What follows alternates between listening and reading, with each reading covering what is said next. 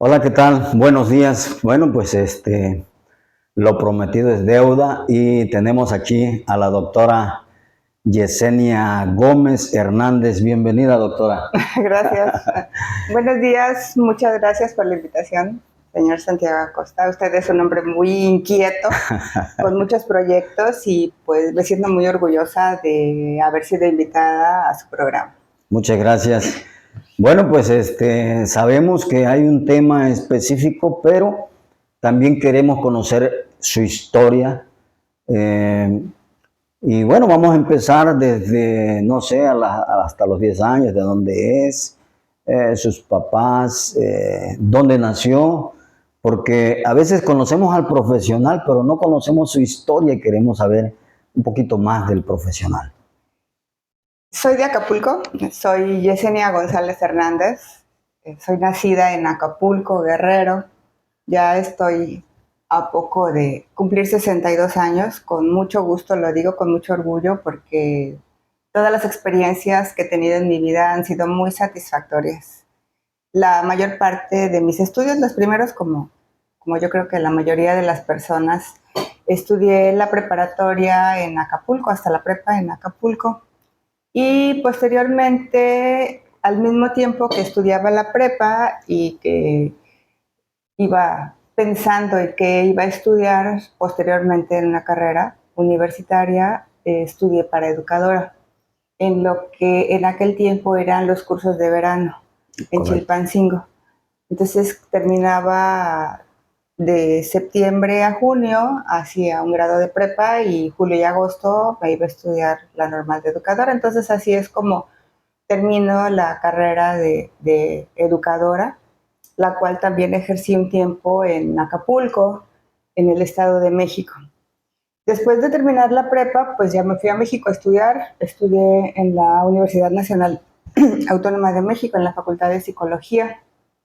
Y pues allá estuve muy contenta, es una experiencia muy bonita, después de haber estado cobijada durante mi infancia por mi mamá, por mi papá, e irme a otro lugar, pues era una situación de mucha responsabilidad. ¿Cómo eran los juegos en la infancia? ¿Con quién convivía más? Las amiguitas, no sé, los juegos que se hacían en aquel tiempo. Yo no fui muy sociable, no era así de muy amiguera, aparte de que pues como pues somos 7 entre mujeres y hombres, pues mi mamá nos tenía muy cuidadas y muy cuidados, entonces vivíamos en un edificio de trabajadores de la secretaría, y poco bajábamos, vivíamos en el cuarto piso, poco bajábamos a jugar. Entonces inventábamos nuestros juegos en casa. Y en lo personal, lo que siempre me gustó fue buscar un espacio para mí, para así, Solas. exactamente hacer así como mi escritorio con una mesa o con un guacal o con lo que yo encontrara. Y ahí darle rienda suelta a las manualidades, porque en ese entonces me gustaba hacer cosas a mano. Hice una bolsa, hice una muñeca de tela, ahí le andaba agarrando a mi mamá sus cosas. Y yo veía, porque pues sí se veía desde donde estábamos, los niños pues jugaban a los juegos tradicionales, ¿no? Sí. Correr, este, el tocarse, las matatena, el resorte. Ah, fui muy buena en el resorte, en la primaria. Ahí en la La primaria. resortera, ¿no? Que digamos nosotros. Pues, y pues fue muy divertido. Pero la convivencia con sus hermanos. Fue muy agradable. Yo soy la segunda de 7. Llevé pues vínculos muy significativos con mi hermano el mayor y con mi hermana la que sigue. Con el resto de mis hermanos, pues siendo la mayor y la mujer, ayudaba a mi mamá para poderlos cuidar, para poderlos pues en lo que ella hacía cosas. Entonces la relación fue muy buena, fue muy agradable, jugábamos entre nosotros. Con el mayor el vínculo fue muy fuerte porque él, como mi papá trabajaba mucho, pasó a ser la cabeza de familia. Claro. Entonces él era el que se hacía cargo de nosotras y de nosotros. Entonces sí, y con mi hermana la chica, la que sigue de mí, pues éramos así como compañeras de travesuras, éramos cómplices, nos íbamos de pinta, fueron experiencias muy bonitas y en algunas ocasiones ella fungió como mi hermana mayor porque ella era como más atrevida, yo era más tranquila. Entonces cuando había algún problema, pues yo le decía a ella y ella lo resolvía. Todavía ya más grande. ¿Y había la idea de algún día ser lo que ahora es? No tenía la más mínima idea de que iba a llegar a ser lo que soy y lo que tengo. Desde entonces, retomando esta parte, ¿no? De la prepa, pues yo no sabía qué estudiar. Y como ya tenía la carrera de educadora, pues buscaba alguna carrera que se relacionara con lo que era Antes, preescolar. para ser educadora era de la secundaria, así Sí. le hizo mi hermana. Sí. Ajá. Sí, de la secundaria. Y, por ejemplo, los cursos de verano en el estado de Guerrero, para quienes nos están viendo de otro lado, en esa época fue un periodo de gobierno. Lo que se hizo fue implementar un programa, un proyecto en donde las maestras y los maestros que ya estaban ejerciendo, pero que no tenían un título, yendo a estudiar, ya se les dieron, o sea que ya estaban ejerciendo. Sí. Entonces yo no ejercía, pues tenía 15 años, pero mi papá trabajaba en la secretaría en ese entonces y se vio la posibilidad de que pudiéramos ingresar haciendo un trabajo de investigación y fue como entramos. Y entonces pues yo no sabía y cuando terminó la prepa pues estaba esa expectativa, dije, ¿qué voy a estudiar? Pero eso fue en Acapulco. Sí, y entonces pues algo pasó, psicología, ¿no? Dije, pues psicología, suena bien. No tenía claro qué era tampoco. Y fui a México, presenté examen de admisión en la UNAM y en la Metropolitana. Y pues gracias a Dios lo pasé en las dos. Primero me llega la respuesta de la UAM. Que era muy difícil, ¿no? Quedarse en esas escuelas. Sí, porque había muchos candados. Sí. Si la persona que iba a hacer examen a México en su estado había esa carrera, no había posibilidades de que pudieran ingresar a una escuela de mí. Pero como en ese tiempo psicología en la UAGRO todavía no estaba, pues sí pude entrar. Entonces sí fue muy complicado. Sí, porque anteriormente era muy difícil, los de provincia que iban, era muy difícil quedarse, ¿no? Y siempre había esa cuestión, ¿no? De que tú eres de allá y no entras acá. Pues sí había como mucha preferencia para los de allá. Y bueno, después de psicología, ¿qué pasó, doctora? Pues me voy a México y allá me quedé. Me quedé muchos años de mi vida, terminé la carrera. Nuevamente el cobijo de mi papá me recomendó en la Secretaría de Educación para que yo ingresara a trabajar. Antes de eso, al poquito que llegué a México, entré a trabajar de secretaria, porque yo estudié en una secundaria técnica, en la técnica número 1 de Acapulco, y ahí el taller era de secretarias. Entonces, bueno, como haciendo un paréntesis, ¿no? Los talleres sí funcionan, porque yo trabajé un buen tiempo en lo que tenía la plaza de educadora de secretaria. Entonces ya, por intervención de mi papá, entro a trabajar a la secretaría, se llama ya Unidad de Servicios Educativos a Descentralizar. Entonces entro a trabajar en un lugar que se llama NIC Progreso Industrial en el Estado de México, adelante de Atizapán, así como para adentro. Sí. Y ahí estuve trabajando de educadora, hay varios años. Ya después, espíritu inquieto también, inicio como una breve carrera sindical y me nombran secretaria general de la delegación de la zona de ahí. ¿Cuántas personas había ahí más o menos? Éramos como 40 más o menos, eran varios jardines. No, eran varios jardines. Que liderar todo eso. Sí, era del CENTE en ese entonces, era. Y pues estuve ahí trabajando.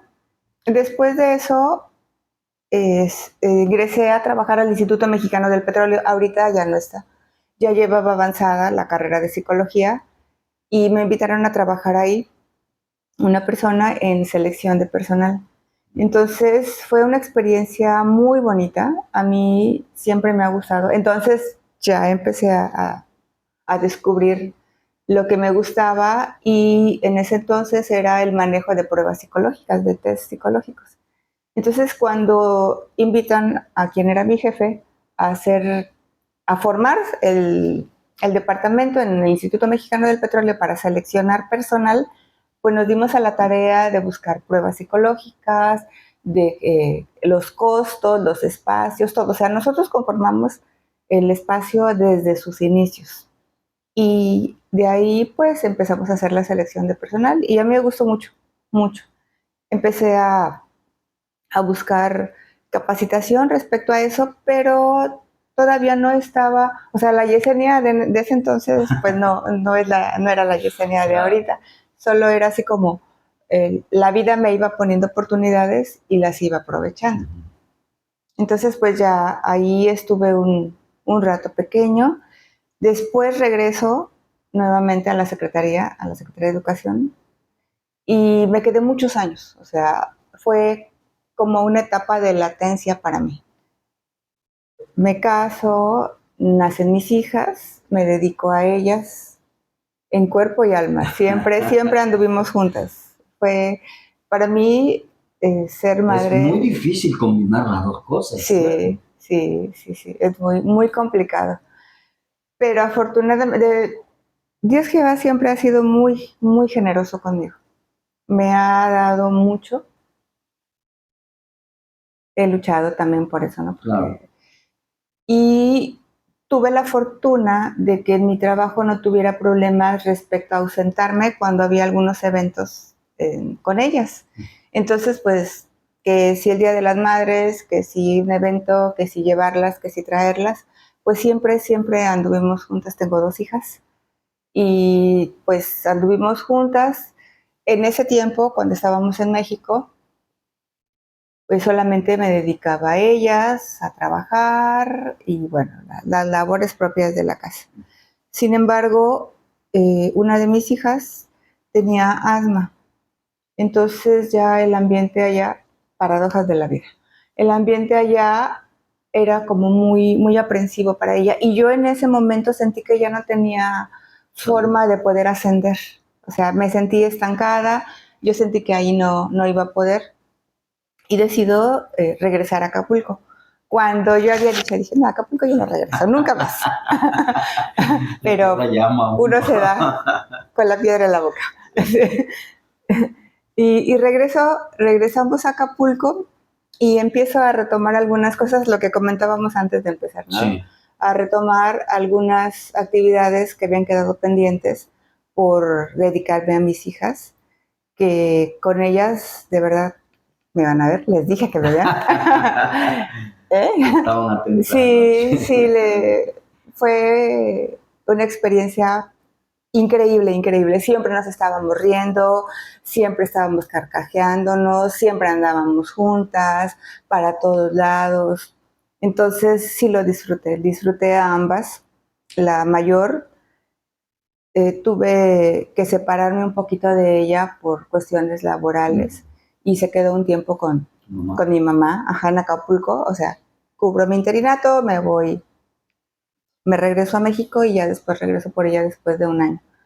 Entonces sí, yo sí disfruté. Por eso, así, haciendo un paréntesis, las mamás que tengan hijos e hijas pequeñas, tómenlo y mírenlo como un tiempo de regalo que se pueden dar. Porque la vida pasa tan rápidamente y cuando uno regresa atrás, las niñas, los niños ya no son. Y, oye, acompáñame. Ay, no, que tengo que ir a esto, tengo que ir a lo otro. Sí. Entonces sí, hay muchas mujeres que cuidan ellas a sus hijos y los mantienen, ¿no? Pero que sea como una experiencia de vida. Entonces, bueno, ya estamos con ellas en Acapulco. Después estudio una maestría en psicoterapia humanista en el Instituto Carl Rogers. Sí, es lo que estaba viendo de su... Sí, y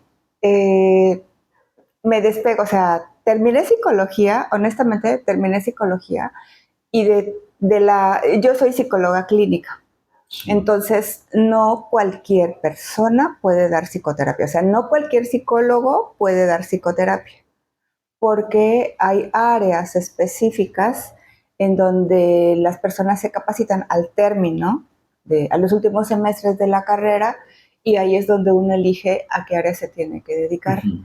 Y entonces decir psicólogo no es decir psicoterapeuta. Eso tal vez lo Es hablemos. como una rama, ¿no? Sí, sí.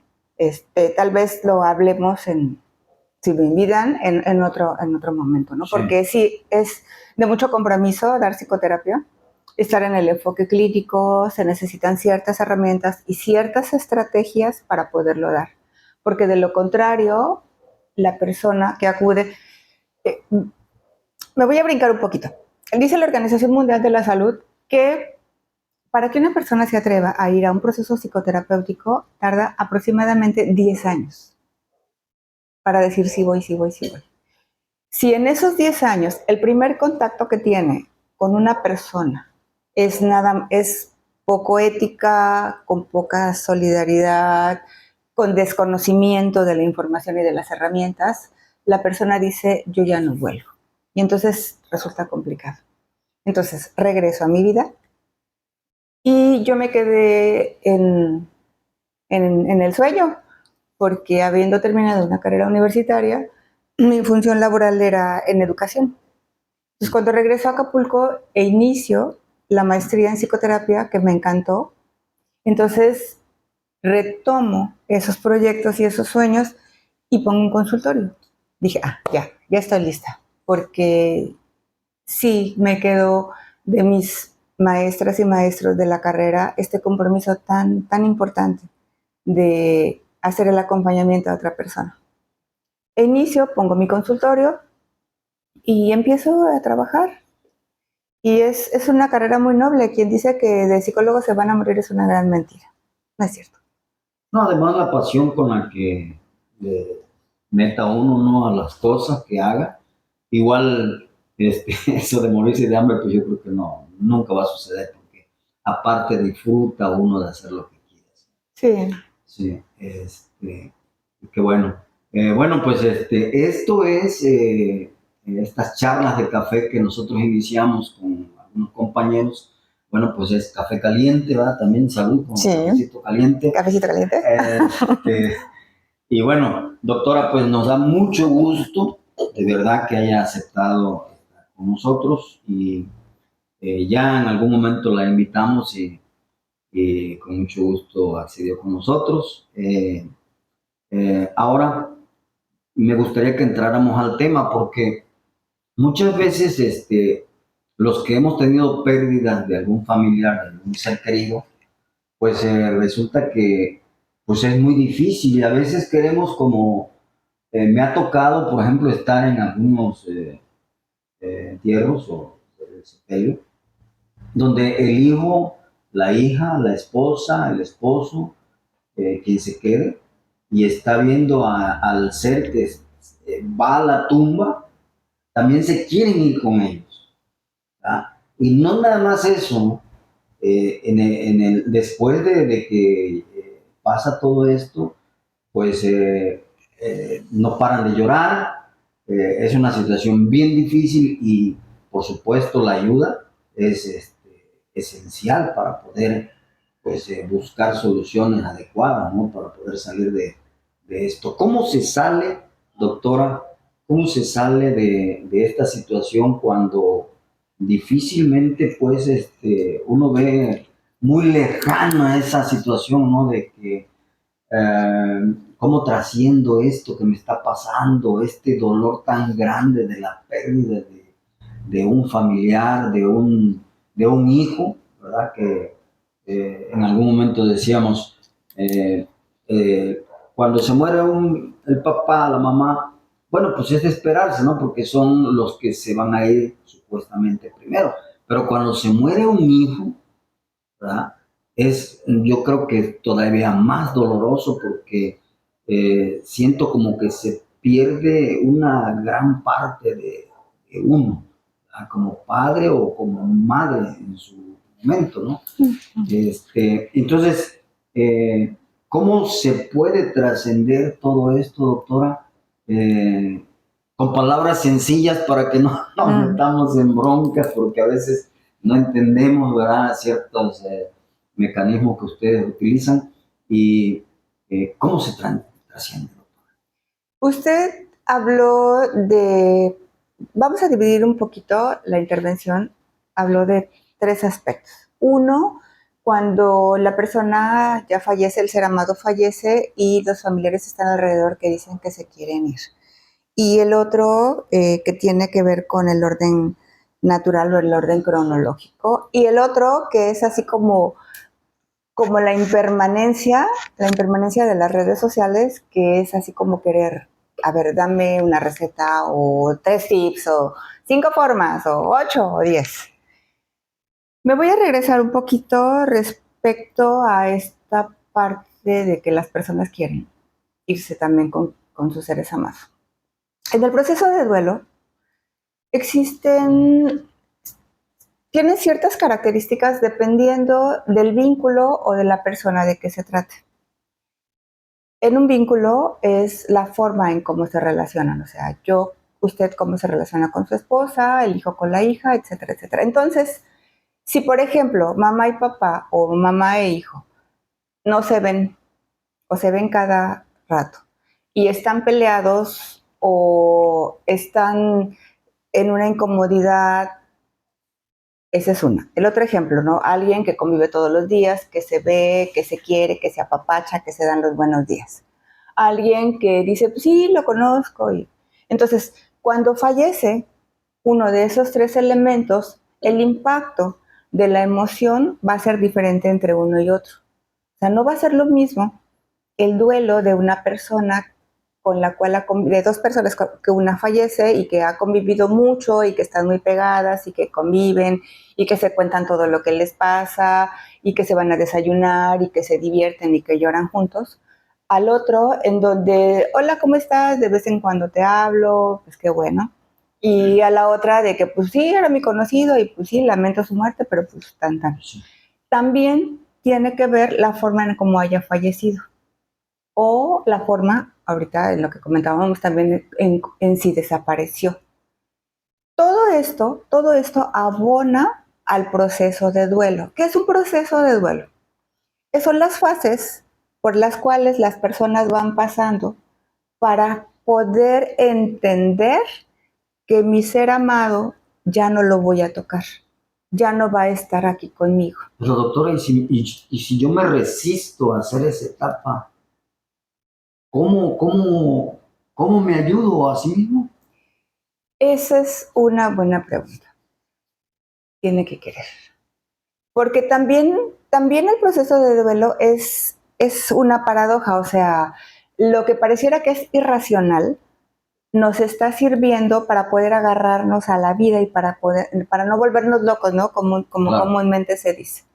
Lo que en tanatología o lo que en la vida común dicen no lo hagas, en el proceso de duelo, todo lo que se haga ayuda para poder sanar la herida que se tiene. Es un proceso. Por ejemplo, no vayas al cementerio a las 11 de la noche. Pues es mi necesidad. Yo sí quiero ir, yo voy a ir. Porque los seres humanos somos ritualistas. Entonces, no de gratis están los rezos para algunas religiones, la levantada de la cruz, o nada más estar pensando, o la velación. O sea, es el ritual que es tan fuerte el choque del fallecimiento de alguien o de la desaparición de alguien que nuestra mente nos cobija para poder entender y darnos un poco de tiempo y poder entender dentro de nuestro dolor que esa persona ya no está. Aceptarlo. Sí. ¿Por qué se resiste la persona? Bueno, regresamos a esta parte de llorarse, ¿no? Vemos en los en los sepelios, que hay muchas personas que están muy tranquilas, hay otras personas que están llorando, desgarrando, hay otras personas que dicen, me quiero meter allá con ellos. Hay algo que será muy importante ver y que puede despertar polémica, porque a lo mejor sí habla desde el dolor y también habla desde la culpa. Claro. Es que yo debí haberme acercado. Es que, ¿por qué te grité? Es que, ¿por qué te dije esto? Es que si yo hubiera hecho esto, a lo mejor no te pasa esto. Es que, ¿por qué te fuiste? ¿No? El enojo de sentir que van a estar en estado de indefensión si es la cabeza de familia. Porque no nada más fallece Ramiro, sino falleció el proveedor, el papá, el hermano, el amigo. ¿Cómo le vamos a hacer? Es un racimo que se le cayeron las uvas y quienes están alrededor, si él es el principal que estaba moviendo a toda la familia, todos los demás dicen, ¿y ahora qué? Entonces, esa sensación tiene que ver con la forma en cómo yo me relacioné con esa persona que falleció. Estamos hablando del fallecimiento, ¿no? Porque las pérdidas son de diferentes formas, ¿sí? Entonces, vamos a ponerle que el grado máximo de la pérdida o de un duelo es el fallecimiento. Entonces, la persona cuando llora, cuando dice, cuando está ahí, pues es precisamente porque se le están moviendo muchas emociones que quedaron pendientes con ella o con él y que no se resolvieron, que quedaron ahí y que como nos pensamos que somos inmortales y decimos mañana, sí, al rato le hablo, sí, al rato le digo, voy a esperar el momento oportuno, pero ¿qué va a decir? O sea, entonces construimos acá toda una serie de monstruos que nos impiden hacer el acercamiento y cuando de repente me atrevo a hacerlo, pues resulta que ya no está, ¿no? Que ya se fue. Entonces, esta parte... Ahora, si entramos ahí... Sí me estoy explicando. Sí, claro, okay. Sí. Lo que pasa es que había un amigo que me dice, ¿cómo hacerle cuando no me puse a mano con mi papá, que ya murió, o mi mamá, ¿verdad? Y no le pude decir cuánto la amaba, cuánto lo amaba, y quedaron muchas cosas pendientes. ¿Cómo hago si ya está muerto? O sea, ya murió, ya está en el panteón. ¿Cómo hago? Primero, bueno, no son tips, pero creo que ese es otro punto muy importante. Va tocando puntos muy importantes. Contactar con lo que siento, reconocer que están con el dolor. Haga de cuenta que yo tengo mi corazón de manera simbólica y lo saco y lo veo que está palpitando y que está así palpitando y le hablo y le digo, ok, dolor, tristeza, resentimiento, coraje, angustia, sensación de indefensión, intolerancia, te estoy viendo y te voy a hacer caso porque es lo que necesitas que haga en este momento. O sea, escucharnos y ver qué es lo que yo necesito en este momento para poder dármelo a mí mismo. El trabajo tanatológico, soy tanatóloga también, en mi camino por la vida, pues vi la necesidad de asirme de instrumentos, porque mi trabajo me apasiona, o sea, yo lo que hago, lo hago con mucha pasión, cualquier cosa. Entonces, un tiempo estuve trabajando en el Instituto Estatal de Cancerología en Acapulco. Y estuve trabajando haga de cuenta, como directora de un aula que estaba ahí adentro.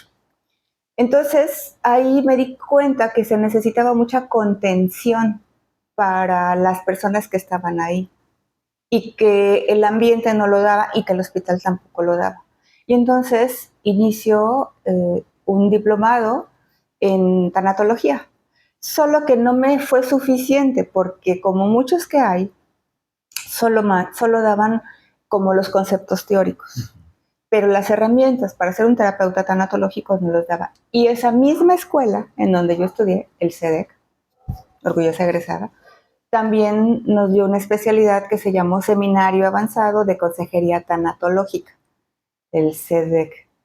Y ahí nos dieron una herramienta muy bonita, ya éramos terapeutas tanatológicos. Entonces, en el proceso tanatológico, que ya se me pasó la pregunta que era, ¿Cómo hacerlo? No hay tips, porque nuestro duelo es como las cebras. ¿Usted sabe cómo se diferencian las cebras? Ajá, todas tienen rayas, pero ¿cómo son las A? Las A no cero. Chequen a las cebras. Las cebras sí son como caballos con rayas, pero sus rayas son diferentes. Cada una tiene un trazado de rayas diferentes. Nosotras, nuestra huella digital es lo que nos diferencia. Entonces, el proceso de duelo es muy diferente entre una persona y otra. O sea, no hay, yo sané en 3 meses o yo sané en 4, porque hay otro punto también. A lo mejor me voy brincando, ¿no? Pero cuando están en el velorio o en el sepelio, hay quien está tranquilo. Y entonces la sociedad... Aunque sea familiar cercano. La sociedad dice, ay, no le dolió, no lo quiere, no le interesa, no le importa. O también dicen, se murió su mamá, pero no vino. O se murió su papá, pero no está. Qué bárbaro, ¿no? Y entonces empiezan los prejuicios y los comentarios descalificadores. Pero no sabemos qué pasa en la cabeza de esa persona que no fue. A lo mejor es su corazón puede ser débil y puedes entrar en un shock, ¿no? O sea, evitar calificar o descalificar. Una consultante que fue a proceso tanatológico, ella estaba muy tranquila. Y entonces era lo que me decía, es que todos me critican, pero yo me siento muy bien porque le di lo que le tenía que dar en vida. Entonces creo que quedamos tablas, o sea, no le quedé a deber nada, entonces sí me duele, porque era mi esposo y lo amaba y voy a quedar yo sola con mis hijos, porque estaban chiquitos, pero, y sí le lloro también. Sin embargo, ese compromiso filial o ese compromiso de amor estuvo cubierto. Lo que un buen porcentaje de personas pues no lo hacen, o sea, van postergando, ahí luego. Sí. Y atienden lo urgente y desatienden lo importante. Hay que diferenciar ahí, ¿no? Sí. Entonces aquí hay diferentes reacciones. Entonces el remordimiento y todos esos sentimientos que quedaron pendientes y que no fueron resueltos hacen que el sentimiento a lo mejor sea mayor, pero el llanto tal vez, solo tal vez, no sea por el dolor de la pérdida, o sea, por el dolor de la pérdida y más todavía por la otra situación que no resolvieron. No se resolvió. ¿Sí? Entonces aquí, ¿cómo se sale? Cada quien va a ir encontrando su propio proceso. Afortunadamente o desafortunadamente para quienes nos dedicamos a esto, no todas las personas van a terapia tanatológica, porque solo es un proceso. ¿Cuándo se convierte en algo crónico? Cuando una persona tiene antecedentes de algún trastorno anteriormente. De repente alguien dice, sí, pues ya me tengo que ir, ¿no? Porque a las 2 de la tarde llega mi esposo y es la hora de que debe de estar todo listo y todos así como, ¿no? Pues tiene como 10 años que murió tu esposo. O también llega conmigo una persona ya madura que no podía perdonarle a su esposo una infidelidad y el señor ya estaba muerto. Entonces, hay antecedentes que están disfrazados y que de repente el fallecimiento de ese ser amado lo detona, o sea, lo abre. Haga de cuenta que es un trastorno o es una situación en que se sale de control. Por decir, me tengo que lavar las manos, ¿no? Y si no salgo con las manos lavadas, pues todo el día estoy así inquieta. Pensémoslo así. Entonces, fallece la persona y se queda englobada, pero eso hace que la burbuja se rompa, porque no hay forma de poderlo controlar, porque yo lo controlaba atendiendo a la otra persona, pero como ya no está la otra persona, pues ahora tengo que atender esto que me estaba agobiando. Sí, no sé si me explique, claro. ¿Sí? Entonces, si hay antecedentes, por eso, si hay antecedentes respecto a algún problema de salud, desde de salud, porque la salud también es una señal de cómo estamos interiormente, el fallecimiento de un ser amado se rompe. O sea, ahí es donde se quiebra. Y entonces se convierte en un duelo patológico. Porque un duelo, el tiempo de un duelo, para no ponerle otra palabra, es aproximadamente un año. ¿Por qué? Porque se atraviesan los cumpleaños, los aniversarios de bodas, alguna fecha en especial, las vacaciones de las niñas o de los niños, la época decembrina, que es la que más pega. Entonces, van caminando por ese proceso y pues miran a un lado y dicen con quién lo celebro y siguen caminando y llega otra fecha y con quién lo celebro.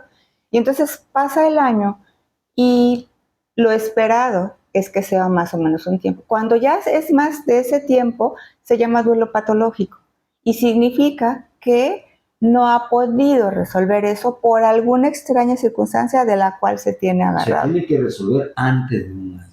Generalmente, pero no obligatorio. O sea, los tiempos generalmente son esos, ¿no? Igual, volviendo a la huella digital, a veces hay personas que llevan 3 años, 4 años, 5 años, 10 años, y dicen, yo ya sí, mi ser amado ya falleció, ¿ok? Pero de repente escuchan una canción, escuchan una palabra y, ¿no? Porque el proceso de duelo no es ascendente, sino que tiene piquitos. Y entonces hay que darle rienda suelta, como dice la canción, a la emoción que en ese momento... Si hay que llorar, hay que llorar. Sí. ¿Cuánto tiempo? El tiempo necesario. Sí. Así es. Ahora, por ejemplo, nosotros hemos tenido pérdidas en nuestra familia, muy dolorosas, pero ha llegado el momento donde hemos tenido sueños, donde viene el ser querido y nos dice, yo estoy bien donde estoy. O sea, ¿por qué suceden estas cosas? Ahí será como tocar un terreno metafísico. El hecho de que que no veamos no significa que no exista. Por ejemplo, nuestra capacidad de ver es así, ¿no? Hasta acá. Pero el hecho de que yo no vea lo que está atrás de mí o atrás de la puerta no significa que no exista. Entonces hay ciertas explicaciones desde la parte metafísica, desde otras teorías, en esa línea, ¿no? En esa línea de vamos a ponerle la palabra, ¿no? Y con todo respeto lo digo, ¿no? Entre lo creíble y entre lo que yo veo dentro de mí. Y todo eso es real. O sea, si usted lo ve y si usted dice, es que yo lo soñé, sí sucedió. Claro. Sí. Entonces, ¿por qué sucede? Pues una explicación así científica, pues no la hay. No. Pero como venimos de un ser supremo, de un ser superior, y todos estamos interconectados como una trencita, como una madeja, como las raíces de las plantas, tiene sentido que todavía después de que el cuerpo físico de este traje que esa divinidad nos otorgó para poder hacer proyectos, pues tiene sentido que aún después de que ya estemos inmaterializados, haya una comunicación o haya un contacto con esos seres amados. Y también es un bálsamo para nuestra alma, sabernos que nuestro ser amado está en un lugar donde hay luz. Porque hay una psiquiatra que se llama Elizabeth Kubler-Ross. Digo se llama aunque haya fallecido, porque decir se llamó, esa también es como una situación de falta de respeto para nuestros... Debe decirse como si estuvieran vivos. Porque sigue teniendo nombre. Claro. O sea, Ramiro ya falleció, pero se sigue llamando Ramiro y se llamará Ramiro, ¿no? Entonces, y hasta hay quien dice, hay quien corrige, no se llama, se llama. Sí, no. Pero se llama. Entonces, Elizabeth Kubler-Ross fue una psiquiatra que se dedicó al estudio de los pacientes terminales muchos años, 30. Y entonces ella lo documentó. La sacaron de las asociaciones de psiquiatría porque los intelectuales de ese grupo decían que eso no era verdad. Pero ella documentó en donde había personas que fallecían y regresaban a la vida. Y entonces describían cómo era el ir al otro lado y regresar. Elizabeth Kubler-Ross. Muy interesante. Los libros que ella escribió varios libros, son muy ligeritos, son muy fáciles de leer. Y si tienen alguna duda, les invitamos que por este canal lo escriban todas sus preguntas, todas las preguntas que tengan. Y las vamos a ir contestando, les vamos a ir dando una respuesta. Entonces, ella documentó todo eso. Y entonces, en todos estos libros, en todo este maravilloso regalo que nos dio la señora, decía que, por ejemplo, las personas a las que les habían amputado un brazo o una mano o una pierna, al ir al otro lado, las veían que estaban completas o que estaban sanas.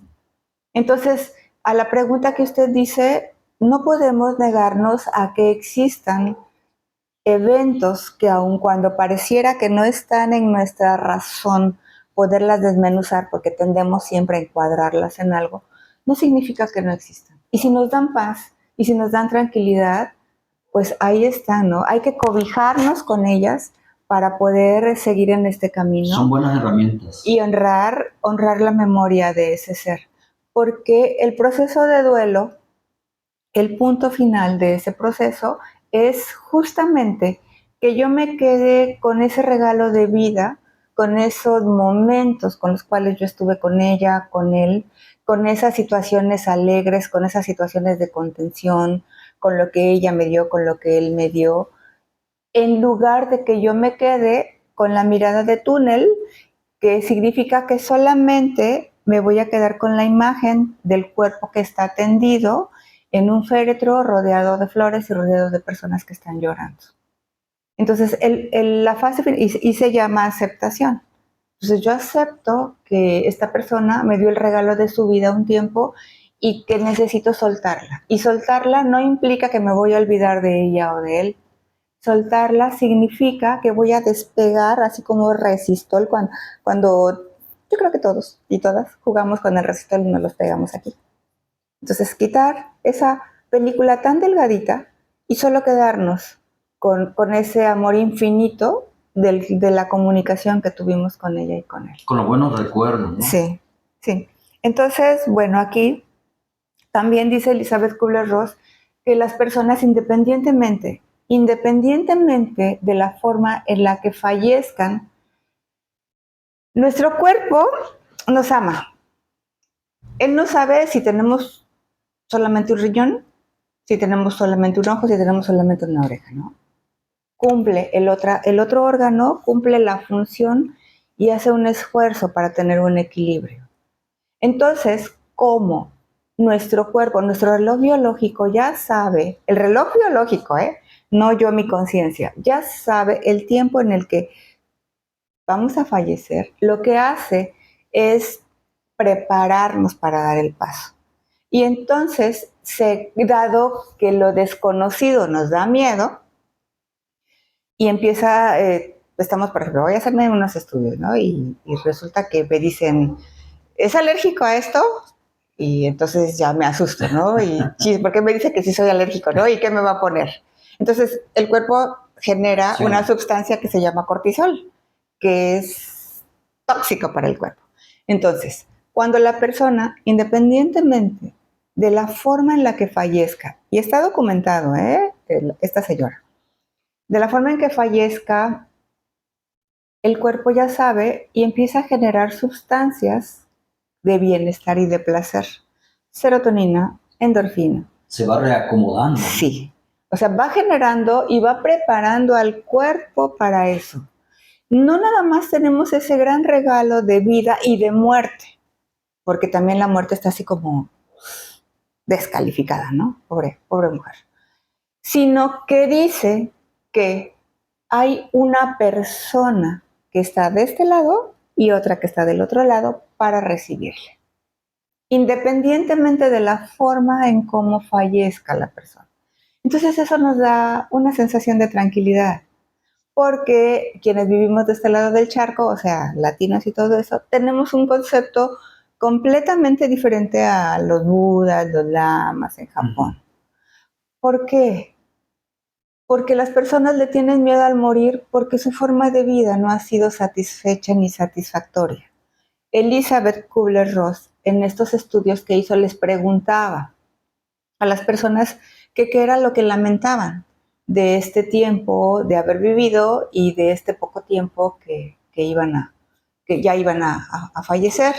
Y entonces ellos decían lo que dice, no sé si Gabriel García Márquez en un poema: no haber vivido a plenitud, no haberme quedado sentado a contemplar el atardecer. A lo mejor a algunos les resulta ridículo, pero esa es la realidad. Hay que vivir para poder morir. Sí, el señor Acosta está haciendo así como la recapitulación de la información que les estoy dando. Sí, gracias. Es que en ¿Sí? realidad hay gente que no vive, entonces tiene miedo a morirse, pero pues no vive, o sea, no está viviendo. Realmente hay que vivir para que te puedas ir en paz. Ahora, doctora, no quiero que se me pasen algunos detalles que, bueno, pues la gente comenta, ¿no? Hay una persona, por ejemplo, una señora que platica con su esposo. Ella está sola, pero platica con su esposo que ya murió y tiene años. Esta forma de hacerlo puede entrar dentro de lo patológico. Sí, sí puede entrar dentro de lo patológico. Habría que checar sus antecedentes, habría de checar también qué pasa con ella, su forma de relacionarse con su Necesita esposo. ayuda Sí entra, sí, o sea, sí, cada quien tiene su forma de vivir su duelo, sí, cada quien tiene su forma de sanar, por supuesto que cada quien sabe, es experto de su piel para adentro. Sin embargo, nuestra mente sí necesita, como los autos o cualquier aparato, ¿no? Necesita atención. Entonces, esta persona sí necesita acudir a ayuda. un mantenimiento para poder superar ciertas cosas del pasado. Solo que necesita querer. Es muy difícil cuando la gente no quiere, Sí, que sí. se aferra a sus ideas y ahí está, porque yo platico con él y de verdad es que ustedes no lo ven, pero yo sí lo veo y platico con él y me río y hablo y todo. Sí, sí. Y mire, ya pasando a esta parte de la vida y del ser, ¿no? Ella se agarra a ese sentimiento porque si lo suelta se va a morir. Cuando de repente en el huracán Otis, en el Paulina, ¿no? Dicen, ay, pero esta persona era mala y a todos trataba mal y no le da gracias a Dios de que quedó salvado y sigue siendo lo mismo. O sea, no aprendió la lección, porque es de lo único de lo que se pueden agarrar. Si lo sueltan, desaparece. Porque significa que aquello de lo cual, si se da cuenta que pudiera tener una vida diferente de tratarse y de conducirse, sería como aceptar que toda su vida fue una derrota. Y ese es un shock que a lo mejor le costaría trabajo poderlo asumir. Yo me vestí siempre de amarillo. No te pongas amarillo porque esto, lo otro. No, yo me visto de amarillo. Y entonces casi al final de mi vida o en algún momento de mi vida algo pasa, que es el camino de la espiritualidad. Algo pasa y me hace ver que, chale, no debía haberme vestido de amarillo. ¿Y ahora cómo le hago? ¿Cómo corrijo todo lo que hice por haberme vestido de amarillo? ¿Cómo salgo de rojo si yo siempre defendí que me tenía que vestir ¿no? o de azul o de guinda, ¿no? Sí. Se me ocurre ese color. Entonces, no puedo, porque la mente es tan rígida, o sea, necesita atención tan rígida que se le dificulta poderlo reconocer. ¿Cómo puedo saber yo si soy una persona rígida en mis pensamientos? Chequen sus articulaciones, si les duelen los dedos, si les duelen los codos, si les duele aquí, si les duele el cuello, los tobillos, si se han tropezado, si han tenido esguinces. Son personas que son muy rígidas en sus pensamientos, muy severas para juzgarse. Luego lo vemos en otra obsesión. Nosotros decimos, es muy cuadrado. Exactamente, sí. Y los piquitos son los que pegan, ¿no? Sí. Entonces, sí necesita. Por eso se les dificulta cambiar. Por eso están tan aferrados a una idea. Porque si la sueltan es reconocer que estuvieron mal. Y si ya tienen 40, 50, 60, 70 años, pues imagínense decir, chale, pues sí estuve mal. Entonces, ¿y ahora qué hago con toda esta culpa? ¿No? Si la estuve bateando, pensando que yo era el quien estaba bien y los demás eran los que estaban mal. Claro. Entonces esta señora, esta señora, pues, qué tan conveniente sería, ¿no? Que soltara ese pensamiento y esa idea y regresarla para acá. O sea, qué tan conveniente será, ¿no? ¿Qué áreas de su vida son las que están alteradas o a quién, vamos a ponerle esa palabra, ¿no? A quién perjudica siendo así. Ah. Cuando que ella se está sosteniendo por esa idea. Es como las adicciones, ¿no? Pues ya deja de drogarte, ¿no? Ajá, sí, pero ¿qué te doy a cambio, no? No, hay que llenar ese vacío. Exactamente. O sea, vacío fértil, vacío infértil. Ahora, hay otra situación que es común ver. Una pareja de ancianos, se muere su pareja y luego se muere el otro. O sea, ¿qué lleva a eso? ¿Por qué sucede eso que es común cuando, por ejemplo, en el caso de mis padres, mi madre hace años murió y, y mi padre ahí está, tiene 98 años y, y está fortalecido porque como que hay una aceptación de la pareja y además se amaron tanto porque hasta el final estuvieron juntos y se platicaban y a veces discutían y todo ese rollo, ¿no? Pero llegaban siempre a un buen puerto. Entonces, ¿por qué sucede esto de que se va la pareja? Hay algo que en las relaciones de pareja somos generaciones, ¿no? Está la generación de sus papás, la de mis papás, de mi papá y mi mamá, su papá y su mamá, la generación de nuestra descendencia y son muy diferentes en cuanto a las parejas, a la relación de parejas. Entonces, vámonos hacia esta parte. Las relaciones de pareja en aquellos tiempos se vinculaban, hagan de cuenta, siempre pongo este ejemplo, para quienes ya conocen, haga de cuenta que son dos círculos, este es él y este es ella. Entonces, las relaciones de pareja Se hacen una sola. Exactamente. Entonces, cuando la relación de pareja está así como muy cerradita, o sea, que uno vive para el otro y que no tienen otra vida fuera de la relación ella-él, por supuesto que el mundo gira alrededor de todo eso y les resulta muy complicado poder ver hacia otro lado para tener un proyecto de vida.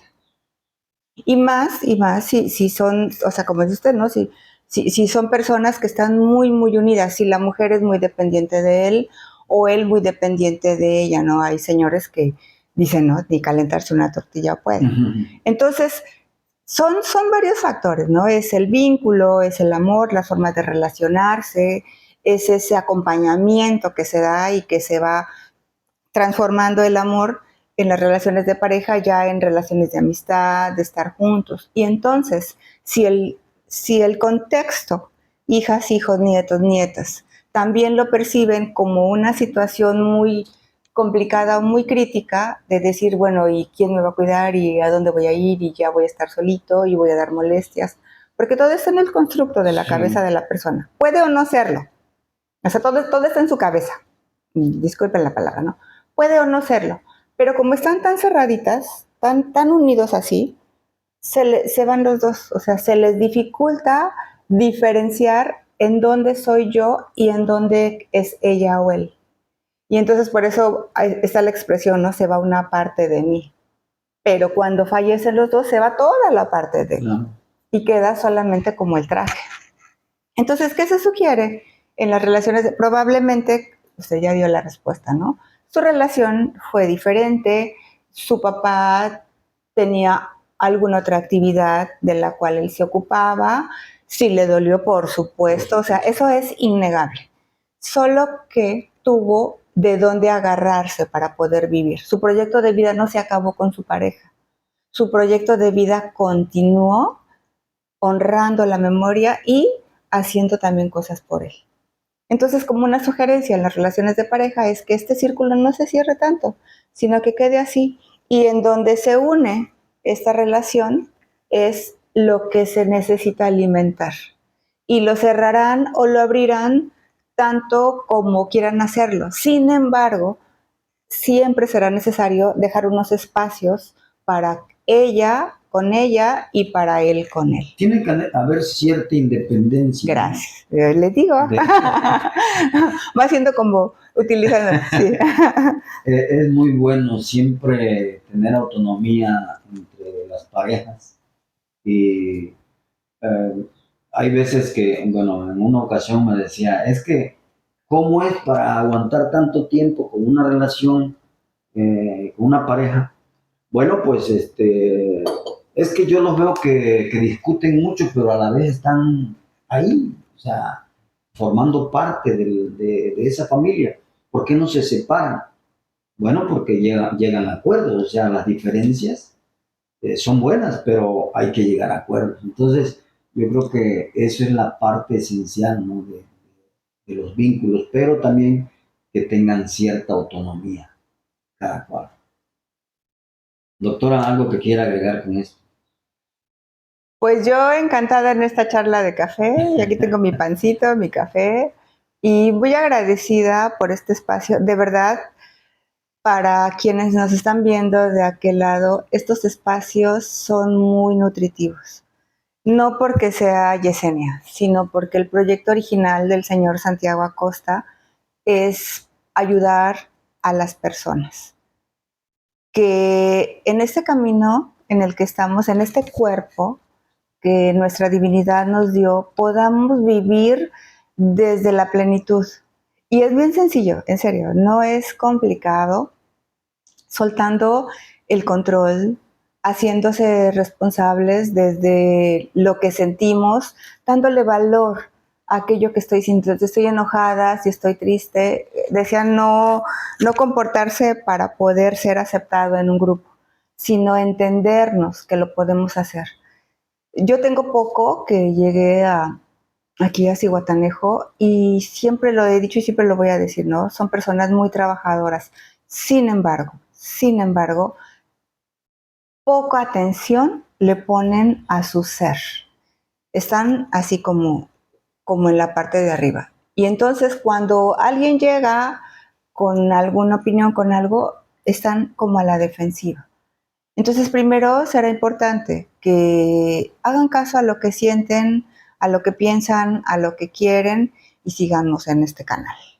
Al sentimiento, ¿verdad? Porque Sí. y alguien decía la pasión, ¿no? Con la que hacen las cosas, siempre es importante, muy importante. Hay varios comentarios que están aquí en Facebook, pero también estamos en YouTube, en Guerrerense. Y bueno, vamos a leer todos sus comentarios al terminar esta charla. Y posteriormente, doctora, a mí me gustaría que nos hiciera favor de estar con un tema específico en otra ocasión, si usted Sí, claro. se compromete con nosotros. Con muchísimo gusto. Yo aquí encantada.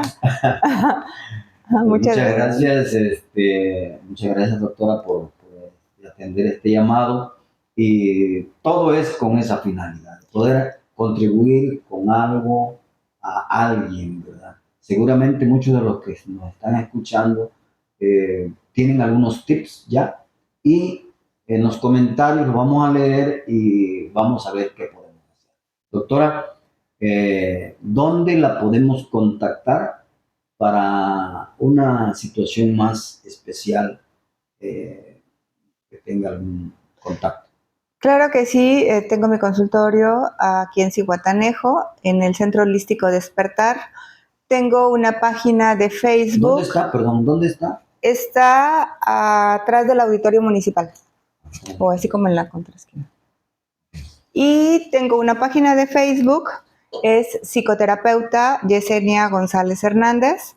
Mi número de celular es el 755-113-8156. Y pues escriban los temas que les gustaría que se abordaran aquí, aprovechando que el señor Santiago Acosta hace la invitación y con muchísimo gusto vamos a hablar, busquemos que se haga interactiva esta comunidad, escriban, todas y todos necesitamos hablar y decir qué es lo que nos pasa para que cuando llegue el momento, nuestro momento de pasar hacia el otro lado, hacia la luz, digamos como un poeta, ¿no? Vida nada me debes, vida estamos en paz.